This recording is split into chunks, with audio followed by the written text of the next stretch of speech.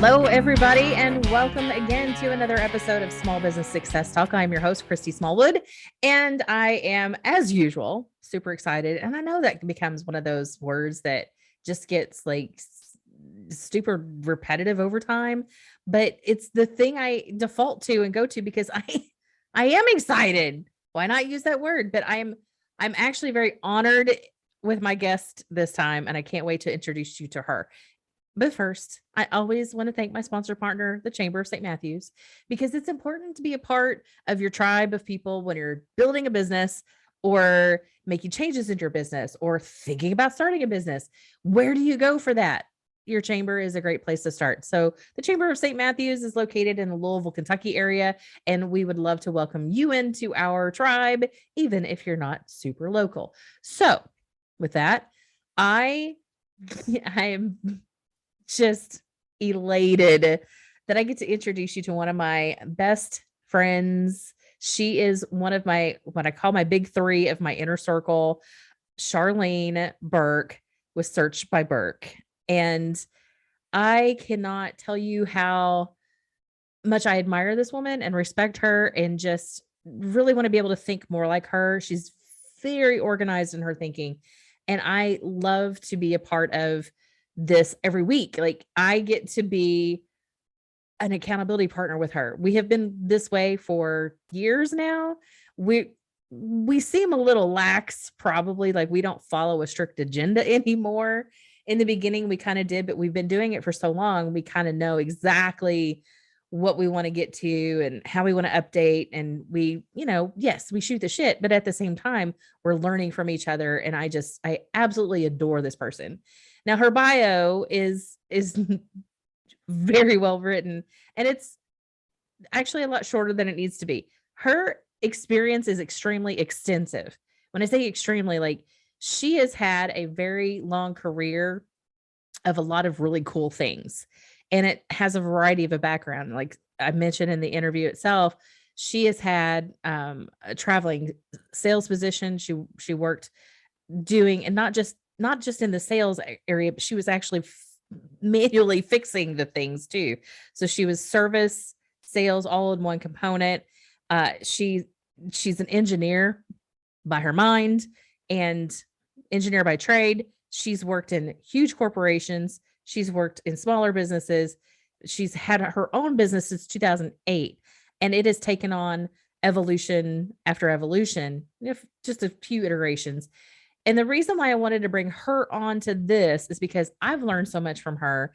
I wanted you to be exposed as well to somebody who, again, I admire because of all of the things, how she thinks, the person that she is, her value system, and what she has to be able to teach back out to others, how she's made changes in her business, and the attitude in which she goes in when she's ready to make a change in business. So her short bio is Charlene is a perpetually curious writer of content and sales copy. Perpetually curious. She uses emotionally gripping stories and persuasion principles to connect your message with your audience for stellar results. How? By asking better questions of her clients and their ideal buyer. Only then can she find the real reason the ideal buyer needs the solution offered. She's the owner of two newsletters, burksbits.com, which is a weekly newsletter where she shares her experience and tips about mindset, marketing, copy, and social selling with hundreds of subscribers, and emailcopysecrets.co, a biweekly newsletter where she shares what works to keep your readers' attention and get them to take action. I will tell you that again at the end. So in case you didn't get a chance to write it down, it's going to be in the show notes as well. I just cannot speak highly enough about Charlene. She's going to give us a lot of great information. You might want to get a notepad and a pen handy and start taking some notes from my friend, Charlene Burke.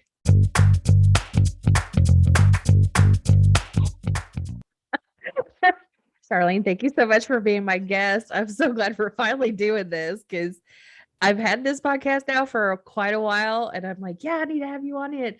You're like, yeah. And then you're like asking me specific questions to prep it ahead of time. And I'm like, I don't really have specific questions. I know. Hi, Christy. It's good to be here. Finally, and you're right. It was always, I'm gonna be on my podcast. And yeah. Can I divert her to something else? And up until now, I have been able to do that. Thank you very much. I consider that a success. I'm so glad you love me so much. And there is that too. There's only one reason I'm on here. So I don't do these anymore. For the sake of my audience, I'm giving them a little, preview of who you are, what you do. I've already done a little bit of that in the warm up, but I want to make sure that people understand you are my accountability partner. And we have been doing that since 2015 on a regular basis. Is that right? Is that when we started doing that thing? Or was it 16? It's been a while. It has. I think it was 16. I think. I'd have to look it up. It's been that long. And I know just by having those, I've always told everybody about this. Monday mornings at 8 a.m. time slot. It's a little early for me to talk coherently, but you've already been up for like hours. So it's a compromise, but it's having the accountability has absolutely grown me and changed my life. So I thank you for that publicly. Everybody gets to hear it because you're just so damn awesome. And I love learning from you about all of the things. And so I would love for you to share with the audience, just like this brief, what are the, you don't have to give like your entire origin story. I'm going to try to be as specific as I can. Give me at least your best highlights of what got you to where you are today. And then we'll talk about what you do today. Okay. So let's start with, I know that you used to write, like you wrote a lot back in the day, but you were also engineer and you did outside sales, travel warrior, had your own business, digital marketing agency. How long did that last? That was a long time. You had that for like. Yeah, that was a long time. Because I started the business in 2008 as a business research competitive intelligence firm. And that was then in September of 2008 is when the phone stopped ringing because the recession hit. Most of my clients were in manufacturing, pharmaceutical, and finance. So, yeah, phone stopped ringing. And I had to do something. So I went to the network that I was in and the people that I knew and scrambled around and listen, what are you guys doing? Who's doing what? I'm an LLC, I'm a business, I'm going to stay that way. I want to build a business. I don't want to be just a contractor or a generic consultant or what have you. And after a lot of discussion with people who had turned their businesses into online marketing agencies, and they had specialties either as themselves or they had specialties within their own employees coming up to me and saying, listen, we can be your fulfillment people. If you want to turn this into an online marketing agency, we can help. And I said, you know what? Got background for it, so why not? And so in March of 2009, it officially became an online marketing agency, and I made the name switch in the business, quite honestly. The business started out as Burke Research Services. And so knowing I was switching over, I had to figure out what this is going to look like, right? And so I just literally this is how I work, by the way. The idea was planted in the back of my mind that I need a name for this business that is offering these services. And so I went about my day and I went to a conference and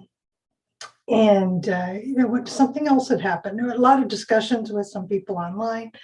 And somebody asked me if I'd come up with a new name, and just out of nowhere, it just came. which is how I work. It said search by Burke. And they said, oh, so you're in online marketing. I said, you got it. That's it. Boom.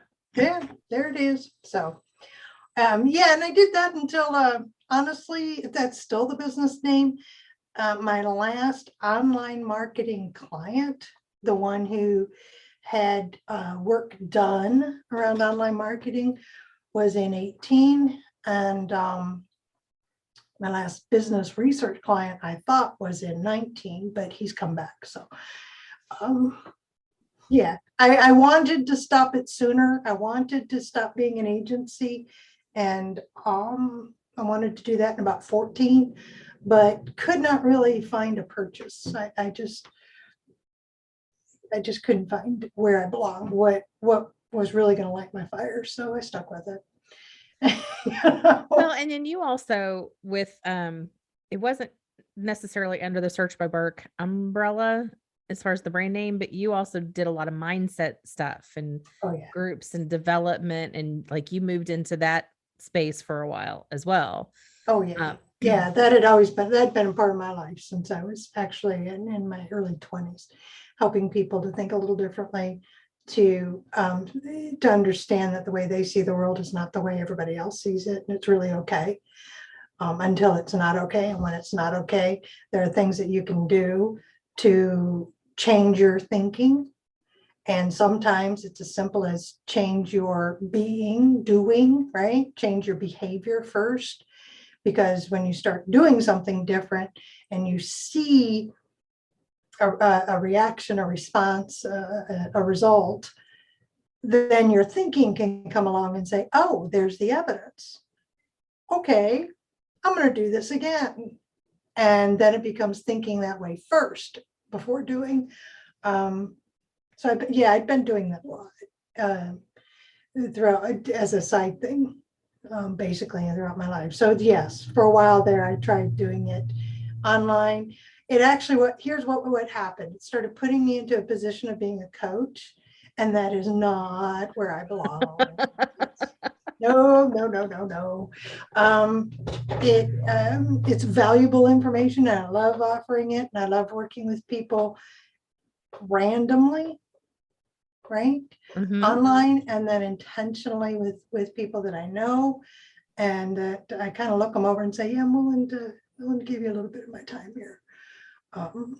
But to market myself as a coach or to set up the entire business that way, absolutely not. That's not what I wanted to do. So well, because you also had that there was a short season, and I say short only because the software was a short season, where you're like this minor celebrity on Blab. Oh, yeah, very minor, very minor. This was so Blab is like everything else in my business. It was an experiment, and it worked, and I learned a lot from it. And yeah, I have had experiments that flopped, and I learned a lot from it. I had to learn how to do that. By the way, that was one real big sticking point with me, but my mentor, who has since passed, Nancy Keck, taught me that one.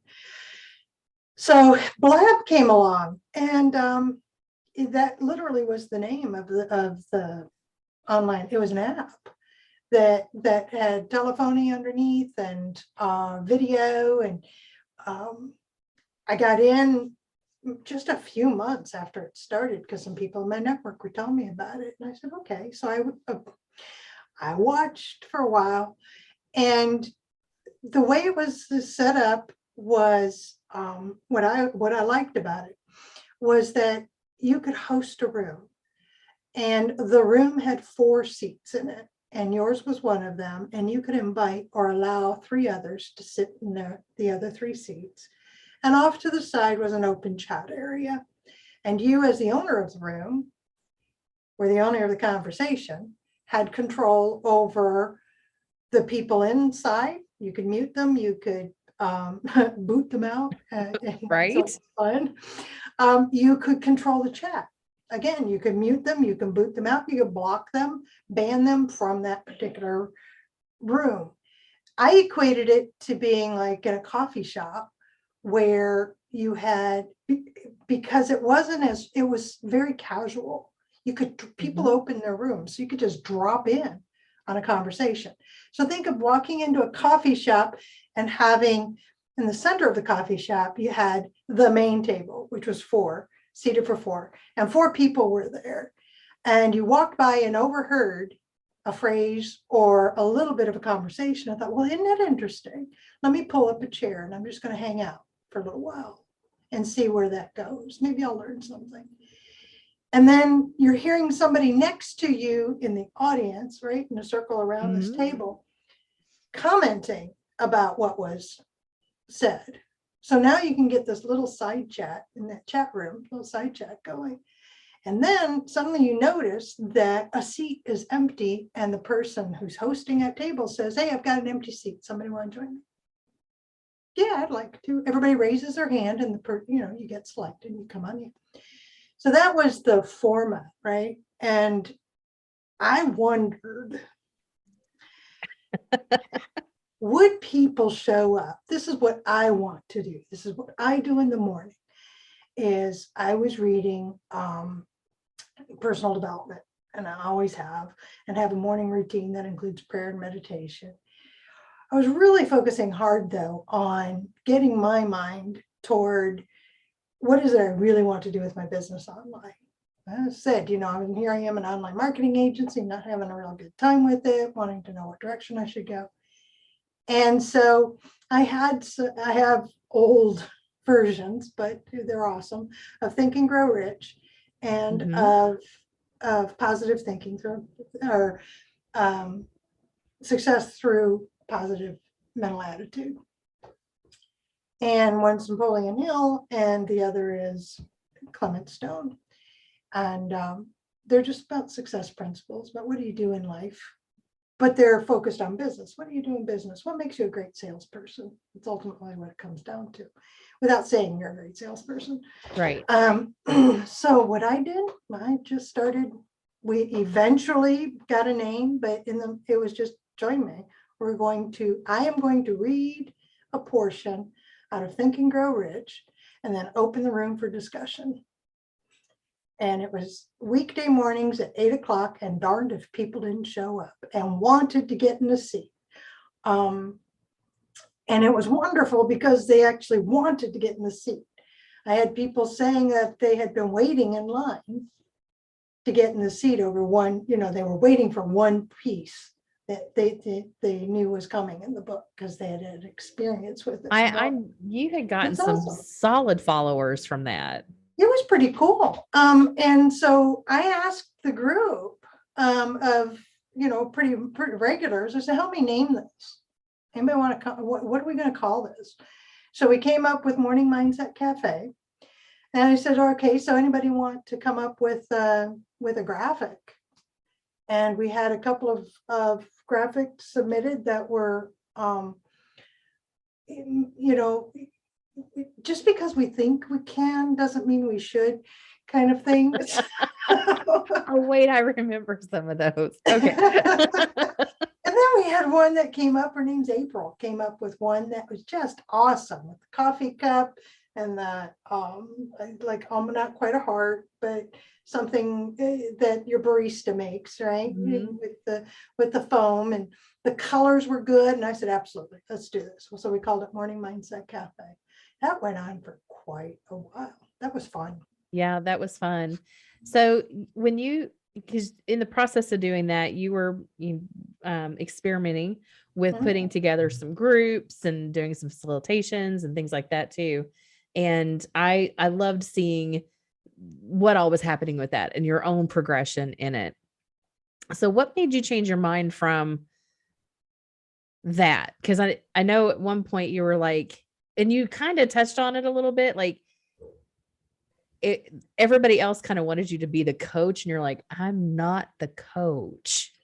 That's just it. I really do prefer peer-to-peer, and people were needing and asking me to be the leader and that all answers come through me.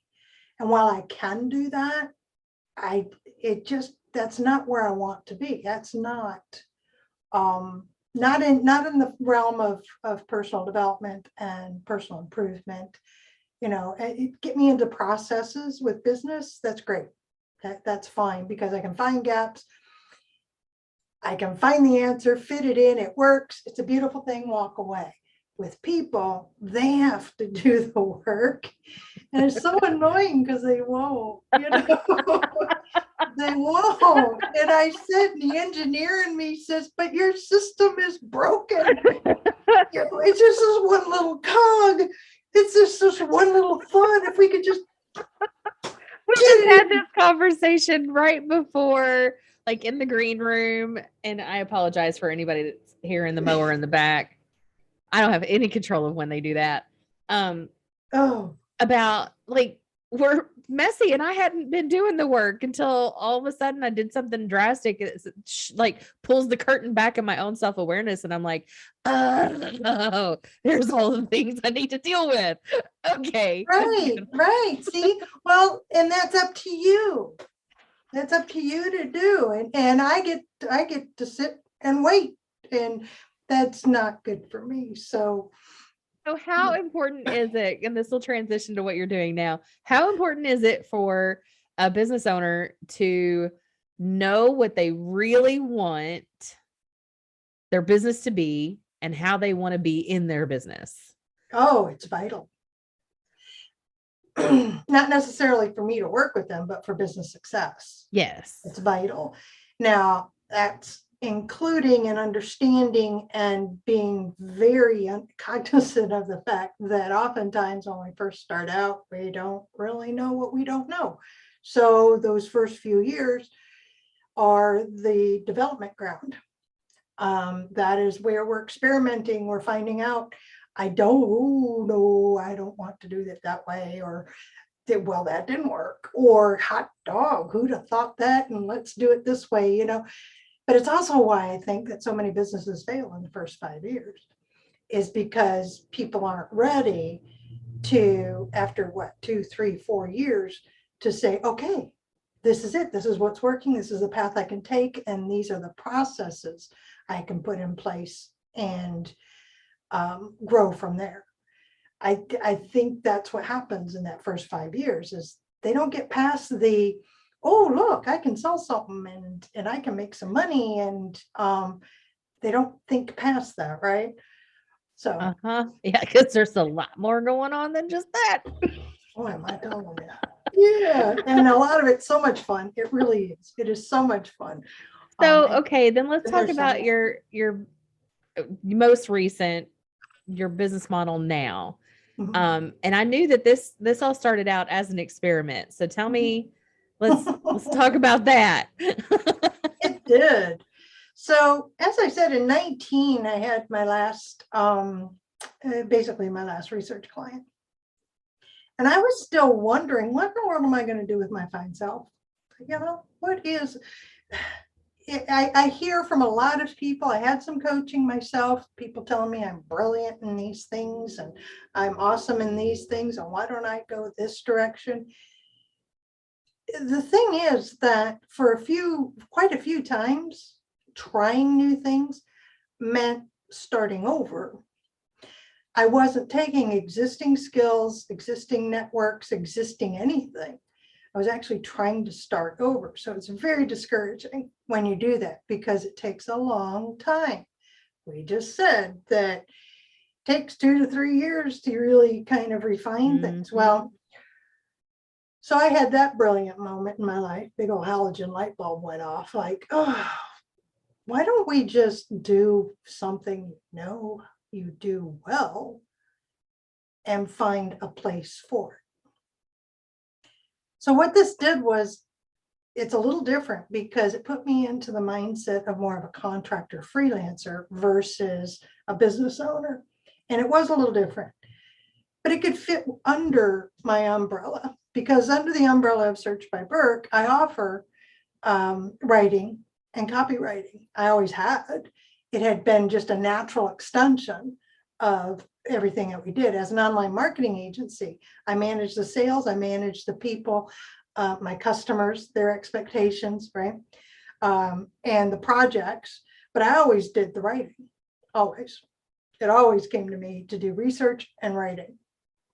And the writing, whether it was content for education information, or if it was for copy to actually sell something. So I really enjoyed that. And I enjoyed the variety of it with the clients that I had. I thought, well, shoot, I don't want to start over, right? Here you go. I don't want to start over as a copywriter or as a writer and then have to rebuild a network. See, I didn't want to start over. This is the thought process, right, of getting to the experiment stage, which is, where can I test the market for my specific skill set? Well, there are marketplaces out there for freelancers and for agencies who can come on as providers or sellers. And I thought, okay, that's all well and good, but what the heck am I going to sell? Right. My favorite thing to write is short copy. And one thing that I always wrote for my own niche websites, for my affiliate sites, for my own lead magnets, and for others when we'd set up their lead gen systems, is the lead magnet, but then the autoresponder series. Now, for those who are not familiar, what are you talking about when you're saying short copy, autoresponder series, things like that? So give us some of the explanation behind the jargon, just in case there's some new people out there. Short copy is just that. It's a few lines, or it's one paragraph, maybe two. And it's usually seen in postcards, in direct mail, in inserts, in subscription boxes, ad banners, in your social media ads, right? That's short copy. And in my case, that I specialize in is email. That's the autoresponders. So that partially, yeah. So an autoresponder is, the way it works is when somebody gets on your email list and you have that list attached to a series of emails that are automatically sent. They automatically respond to somebody getting on your list. So it's an autoresponder. You load it once and you leave it alone. It's awesome. And it's awesome because think about this. If you don't have a way to grow your email list passively right now, you can.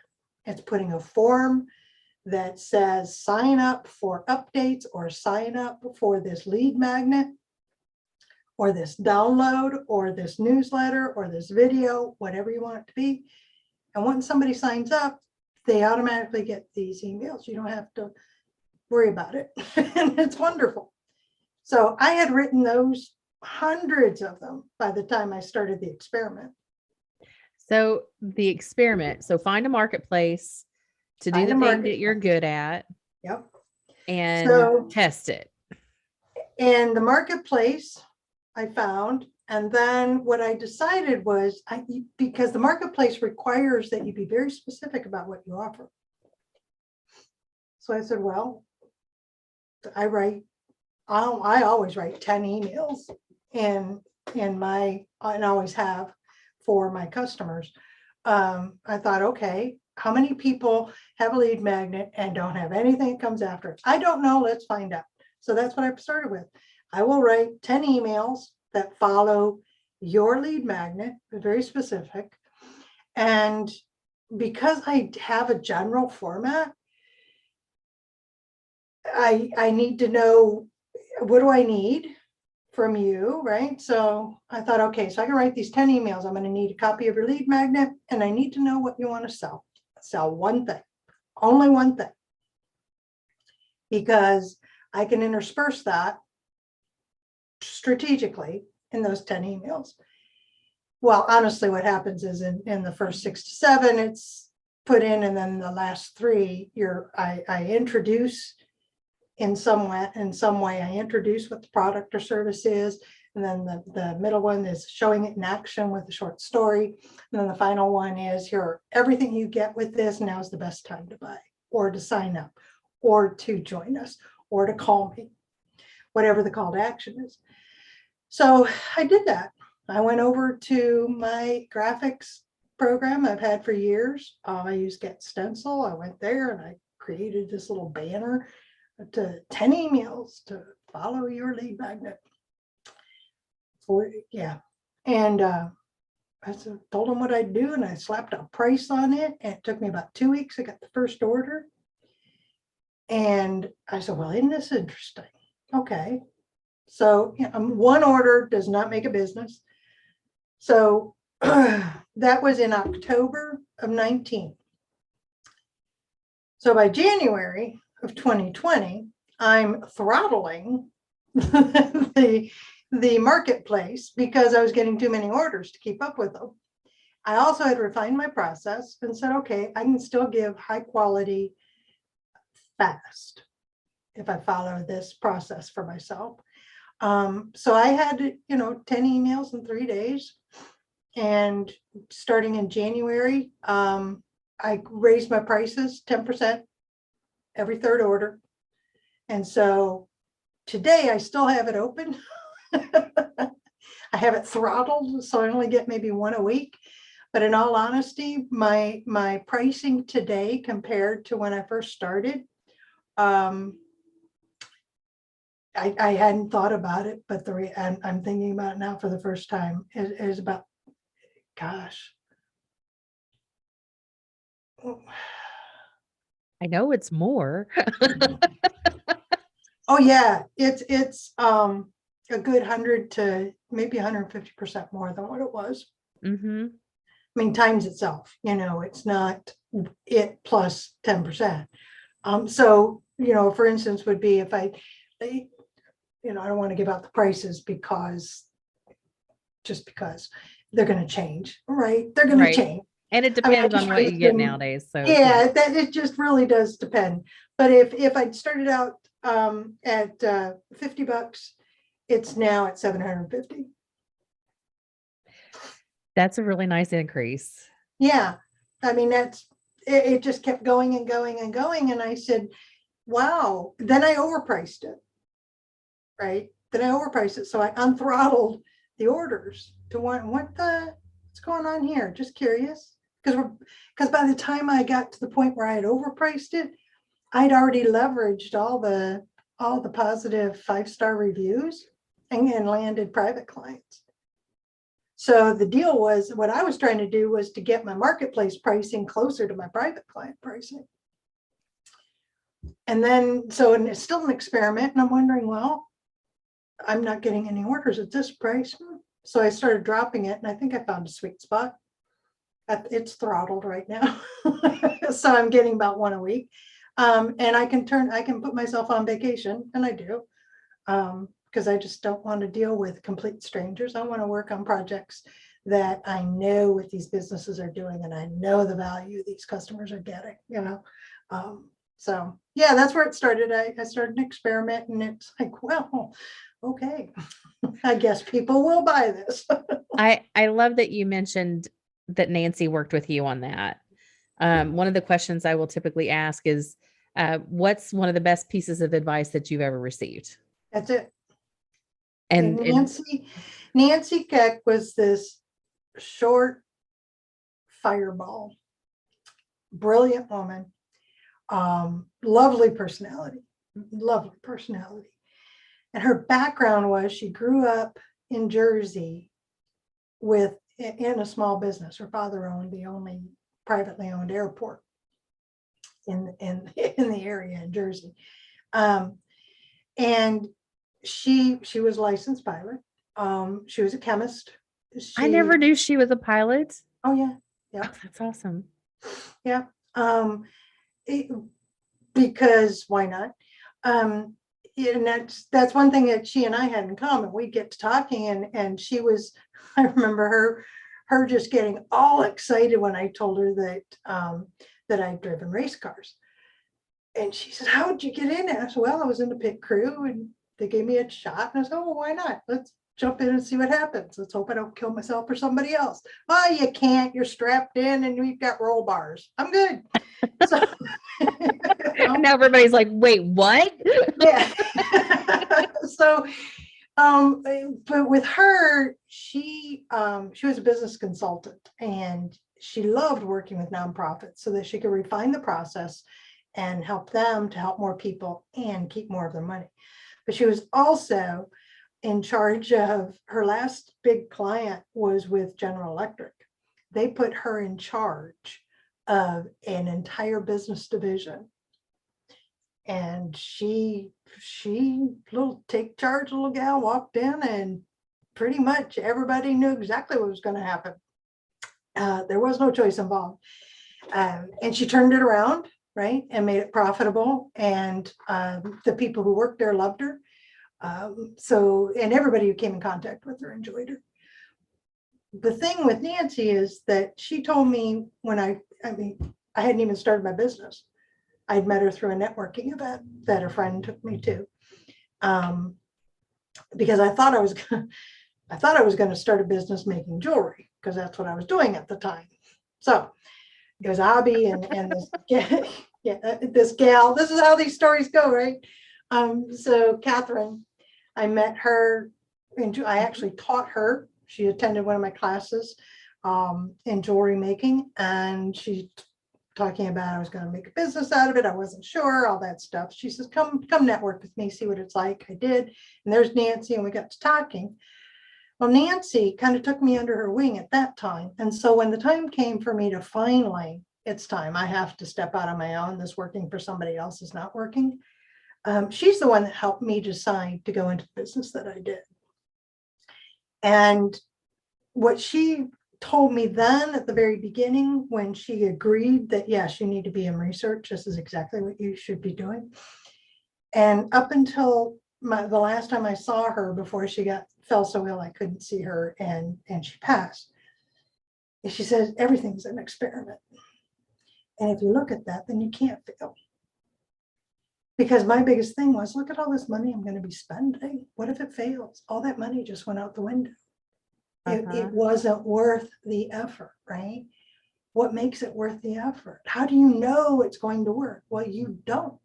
Well, I can't handle that kind of risk. Well, how am I going to do this, right? And the panic sets in. And still today, if panic starts to set in, I start thinking about Nancy and say, it's life. And everything I do in life is an experiment, because I don't live in a bubble. I'm going to have to be flexible anyway. I got to deal with people. Got to deal with economic situations, got to deal with, who thought we would have lockdowns, right? So got to deal with all that. And if you're not flexible and look at it as, okay, what's happening? Let's just pivot and take care of business as we see it the best we can. Doesn't mean I failed. It just means, well, that didn't work. Isn't that interesting? Right. Okay. And so that's what I did with just simply writing emails. That's all I did. And it was fast and it was lucrative. 2020, it boomed like crazy. Talking about position. Boy, was I lucky. This does not happen often. I was in the right place at the right time. And since then, of course, I write more than emails, but email is my specialty. And it's because it's short. But it's also because it's so intimate. And that's what stops a lot of people from writing their emails to their list, because they know it needs to be personal, but they don't know how it can be personal. I mean, honestly, it's one of the challenges I have about staying consistent with mine, because I'm trying to have, I know when I sit and write that email, I'm picturing you sitting in front of me. Yep, and what do you want to hear from me? But what do I want you to know? Mm-hmm. And I need to match those two things up. And how can I say it in a way that gets you excited so that you will come join me in doing something? We will work together in some way. You will buy my product. You will you will tell people about this wonderful experience. Yes, I know. And a lot of business owners, marketing people, marketing departments stumble over that part. And many of you who are listening now are nodding your head when I say, how many emails do you get again from somebody that, is that all you got to do is sell to me? Is that all you can do? Really? Can you, Exactly. is there something else you could say? Surely there's something else you could say. So that's where somebody like me comes in, because there's this fine line, right, of being able to connect the message to the reader, to connect the benefit of what you're selling to their need, the need of your ideal buyer. And I happen to be pretty good at doing that. So, but it's because, I'll tell you what, it's because I do research. It's because I ask the questions to find, and this is the engineer in me and the perpetually curious person in me. What's the real reason that person should buy from you? Not the, okay, if you list all your features and, oh, you list all your benefits, there's more. Yeah. That's you. What about your ideal buyer? Why are they enthralled by what you say? Why are they stopping their scroll when they see your ad? Why are they compelled to say yes? Well, it's an emotional thing.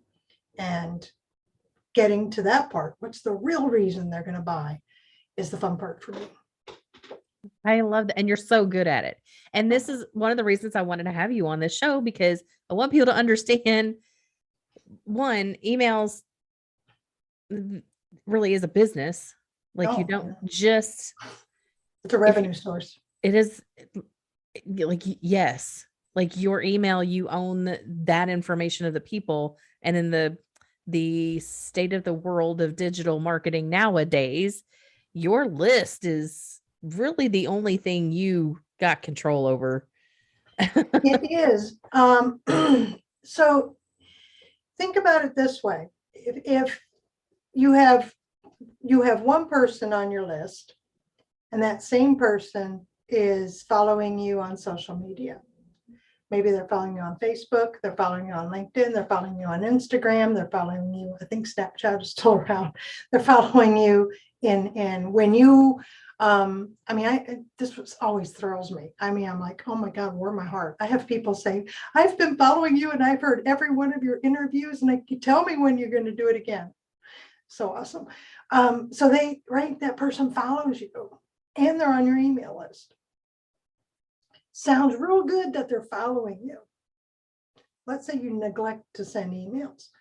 So you are relying on them being notified that you're going to be on a podcast, or that you're going to be interviewed, or that you were interviewed, that they're going to see the last post that you made, that they're going to understand that this third post that you made on social media is a salesy post because you tried to set up that it was going to be coming in the first two, but they didn't see those two because it gets moved down to the bottom.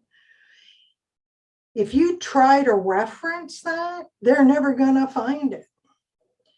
Sometimes you can put a link in that says, remember what I said on such and such post? Now you want them to not only just quick glance at the image you put up and a couple of sentences, right, on social media, to click on a link in social media, to keep them on social media, to go look at a post that's another image and a couple of sentences.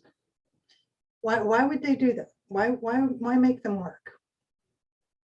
Now, if you had sent an email,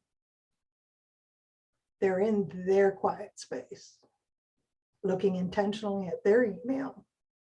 There is nothing else going on to the side, like there is on social media. There is no other conversation happening in the comments that can distract them from your message. And when they say they like what you just wrote, you know they liked it because they clicked the link, or they replied and said, love what you had to say, or tell me more. When they click the link, oh my gosh, love it. When they click the link, you can measure it. You know they clicked on that email. And that's a forever report. That's a forever analysis you've got that you can look back over however many years you had this list to look over your prospect's behavior and your buyer's behavior. And you can nurture them to buy again.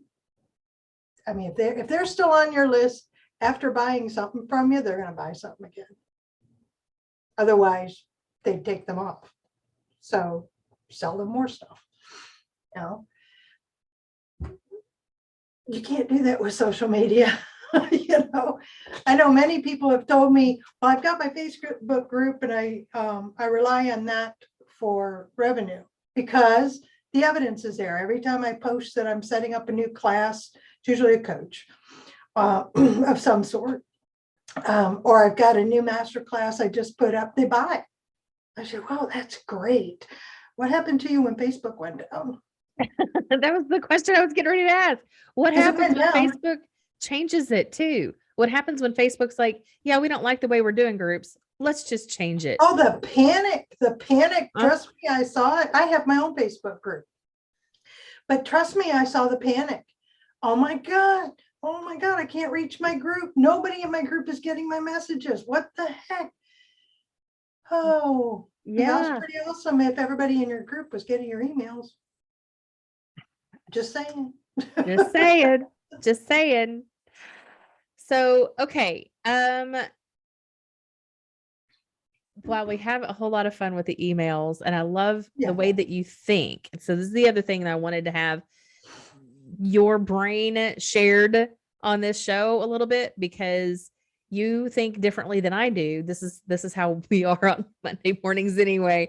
Because I'm like, oh, I didn't think of it that way. And this is the other beauty about the accountability partnership stuff is that I have learned a tremendous amount from you about certain dynamics of how things work in the world from an engineer's perspective, like really put together, organized perspective, a little deeper, because my crazy brain is in 5 places at once. And when I tell you about my weeks, you're like, that just wore me out. Like, yeah, welcome to my world. I need a nap sometimes. I don't tell you that, but it's like, Lord. And here I said, well, I wrote some emails for customers. Oh, I had a customer who actually did like a landing page and a sales page and an ebook, but I also wrote the emails. Now you have a lot of great things happening too. The other thing I like, and because you just also mentioned that you do the research for your clients, but you also continue to develop your own skills. So like you are really good at what you do, but you continue to do that development around the skill set itself as well. Yep, I do. I joined a couple of groups, clubs, if you will, to be close to those who are ahead of me with regard to copywriting, sales, business development, marketing in general, because you use it or lose it. So what can happen is any skill that you've got, there isn't an end to it. What I mean by that is I could stop right now. Let's say I stopped right now and did not expose myself to others doing the same thing or that were further ahead of me.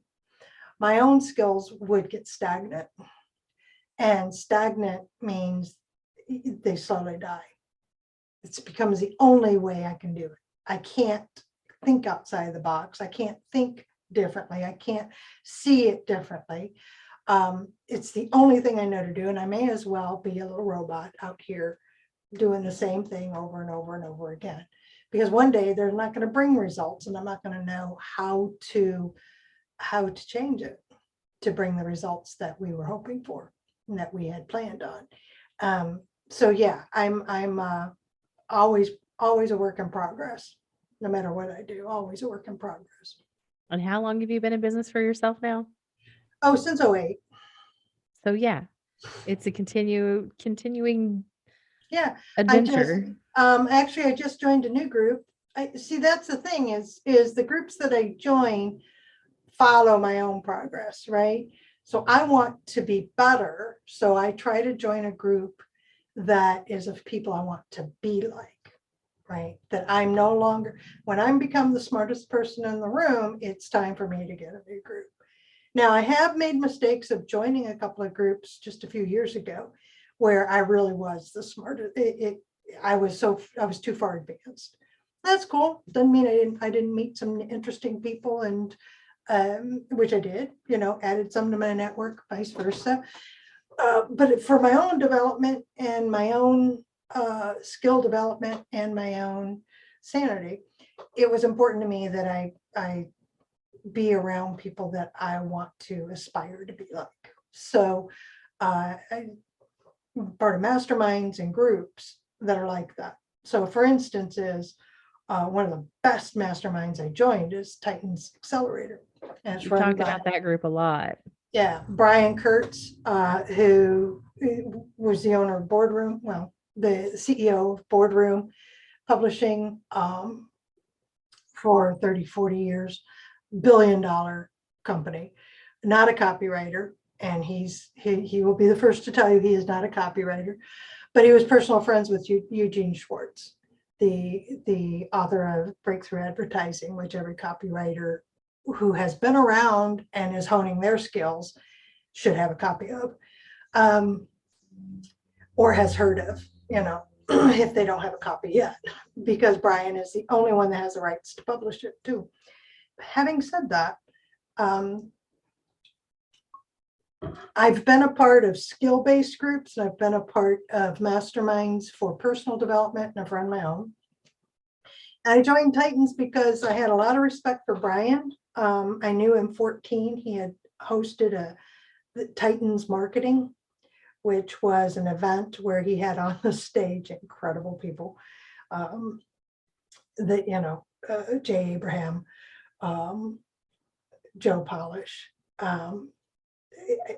incredible. And he still has his own Titans mastermind, that level. But he started Accelerator for those who can't afford the big mastermind. And as a follower of his, I said, yeah, I'm doing it this year. So I joined. It's the best thing I ever did. I'm now surrounded by people. Most of them are copywriters, but we don't talk about copy. What I like about it is that I'm in a room full of people who firmly believe that when you give first, you receive more. And I watched them in action, and it reignited a lot of that inside of me. And I've grown a lot in the few months I've been a member there. And I just recently joined a very, very small group run by a handful of copywriters who have their own Twitch TV program. They're fun. They're just fun, but they're also constantly honing their skills, right, with each other and mentoring others. Now, they're not mentoring me, but I'm a part of a private group with them. And so we can pick each other's brains, get each other's thoughts on copy, on research, on niches, market segments, things like that. So those are the most recent ones. But yeah, I joined, let's see, 3 direct copy programs, if you will.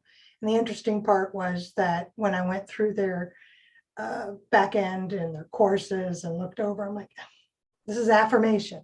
Spent a lot of money, but oh, what the heck? You're affirming that I know what I'm doing. I know what I'm talking about. We're good. Yeah, I just did that. Like, as you well know, I just did that myself for this past year. I've spent buku money on a business masterclass, and then this year-long leadership program, and of course doing another academy for the speaking business side of things. And I went in thinking, okay, even if I know 80% of this, that's 80% that I'm being validated for. Yep. And I just need to find that 20% of a nugget that can help me be better. And you're finding it. Oh, I know, because I hear about it. Oh, every week. You're finding it. Awesome. Okay. One last question to wrap up. What does success mean to you? Oh, Success is a feeling. And that's what I finally realized. It took me a long time to realize that. It is a feeling of fulfillment, of accomplishment, of a feeling of gratitude comes with it.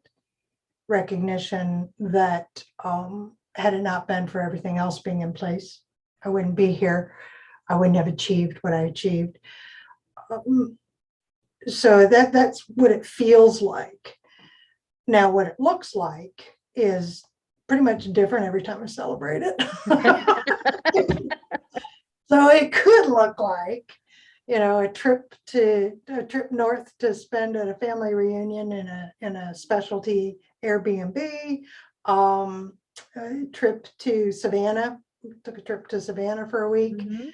And went on all the tours I wanted to go on and share with my husband, and could look, and it looked like, let's take 3 days and go fishing. I'm sensing the celebration includes trips. Trips. Yeah, trips. I don't travel. I travel for the sake of travel, but I don't travel. As you know, my social media is not filled with all my travel exploits. Right. And it won't be, because I really don't care that where I went. And here's You're not wanting to be that social on social. Oh no. But also, here's what I did find out is that most people don't like what I like, right? Meaning, when I look at people who share on social media, everybody that's in my networks that gets all excited about things, I'm like, well, that just looked like way too much work to me. So, so exploring, I love going into small towns. So my favorite program growing up was Charles Perrault's program, Blue Highways. And he has a book, and it's probably out of print. But the idea is you take out the paper map and you look at the blue highways, and you only take those. You don't take the interstates. Well, the blue highways are your two-laners. Right? And these two-laners are the ones that go through a small town, and the downtown area might be like my current downtown, which has a little donut shop. It has a post office. It has a little rec area that might have a pool table and maybe an entertainment, not a bar so much as a recreation kind of thing, and a diner, and might have a Lions Club, or we have a little park, and that's it. But when you go in and you see the diners open for breakfast or lunch, and you stop by, you get to hear the locals, and it's awesome. You strike up a conversation, and it's just wonderful. And then you find little hidden treasures, like I know where to go for a hubcap, because that collector finally got smart. Actually, it was probably the wife that said, you need to clear out the barn today. So opened up the hubcap shop. And then there's the little store that had all the license plates from every known town. I mean, this thing was covered. It's collector's paradise for license plates. And then there's the wonderful diners that are decorated. And what's important to the people in that town because of what's in that diner. There's whatever Right. diner that was that you and I ate at in Florida that served breakfast. Whenever you said breakfast, I was like, The cat's head yeah. biscuits. Oh, that was so good. yeah, that was good. Cat head biscuits, what you called them, because they were so darn big. Oh, yeah. That thing that diner had history, didn't it? Mhm. And then we went to in Floral City. We went to lunch, met a couple of people at lunch, and it was in a house. Yep. That had like tea room style house. Yeah, like it was yeah. cute. But it was Southern cute tea room, not Southern formal tea room. Right. Because And there is a difference. yeah. And and the food was It was good. great. Well, and the view of the company wasn't bad either that day. I digress. Yeah, you did. Bless his heart. He and his wife and kids now are in Carolina, by the way. They're not. Well, good for And them. yes, we've stayed in touch. But I'm an advocate of, if you can drive it, drive it. I have flown my entire life. I have traveled. I've been around the world. I've been in different countries. I'm not gonna say multiples. Well, more than 3. I've been in multiple countries. A couple of them I actually lived in. I've lived in numerous states. And all I can say is that if you can get in the car, and thank God the gas prices are going down. If nothing else, fill the car with gas and take off until you have half a tank. And wherever you have a half a tank, do it on the Blue Highway, on the 2-laners. Whenever you get hit half a tank, how close are you to a small town? And if it's a couple of miles, go ahead and drive the couple of miles to that small town and check out the diner, check out a unique shop, talk to the shop owner, find out, what kind of town it is. Is it a farming town? Is it a manufacturing town? Is it based in blue collar? Is it based in white collar? It could be one of those hidden treasures of everything is based online. We now have towns like that. People are converting their energy sources. Well, you don't know how well it's working until you're sitting here talking to them. And I've learned the most fascinating things when I've done that. I've also heard the gossip, and some people really have a good time, and really have a good time, and others just have a good time talking about the people having a good time. But that's the fun of it, right? That's the fun of it.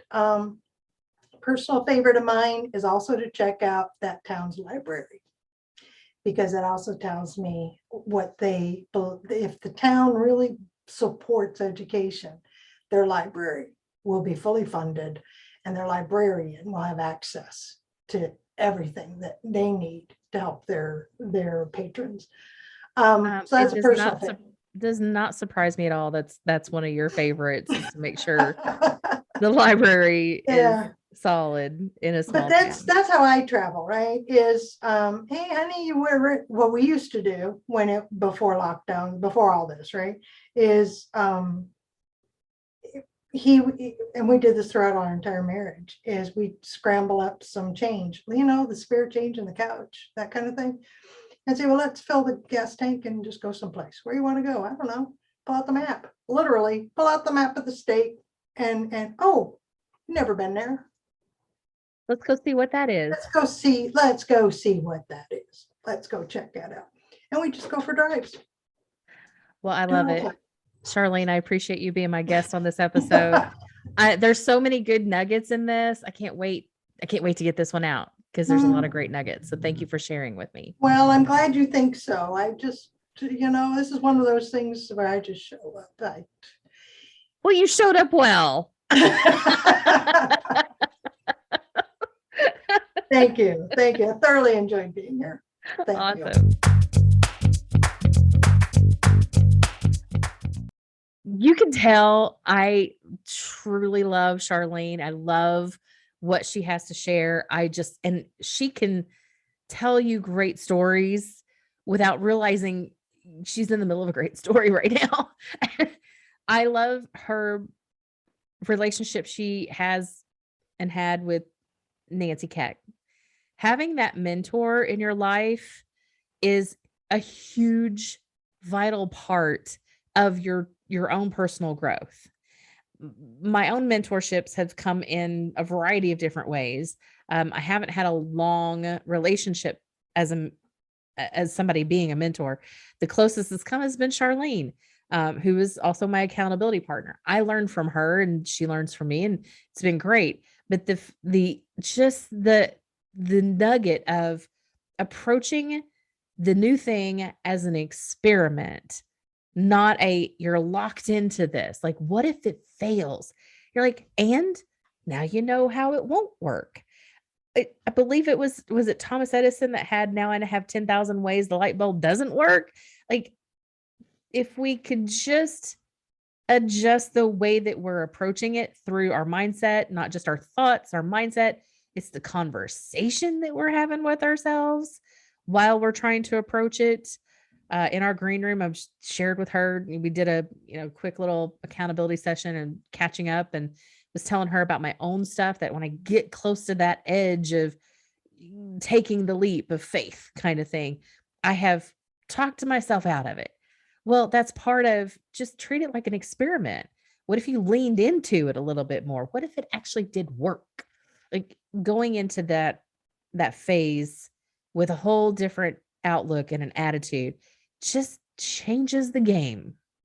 And that's part of it. And Charlene has played the game of business for decades now, and she is still making those changes. She's still developing herself. She is still on it. And I don't think that she'll ever stop doing that, because that's part of who she is and what she loves to do. And what she loves about her business is being able to just continually get better at it. And the only way to do that is to go find those groups and those places to be able to get better at doing it, hone your skills. So with that, I hope that you enjoyed this episode with my friend Charlene Burke with Search by Burke. She's got a lot to add, a lot to offer. Sign up for that newsletter, Burke's Bits at burksbits.com. And email copysecrets.co. Well, go to those things if you're interested in connecting with her. Do that. Sign up for the newsletters. She's amazing. You're gonna really get a lot out of all of that stuff. And yeah, that's been this episode. So I appreciate you as a listener. I appreciate you sharing this with your friends. Don't leave Charlene a secret. Don't leave any of my guests a secret. Share with your friends all of the great stuff that you're learning here. Connect with us. The team here would love to hear from you.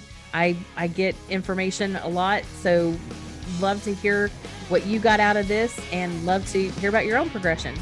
So with that, I've been your host, Christy Smallwood. I'm based in Louisville, Kentucky, and this has been another episode of Small Business Success Talk.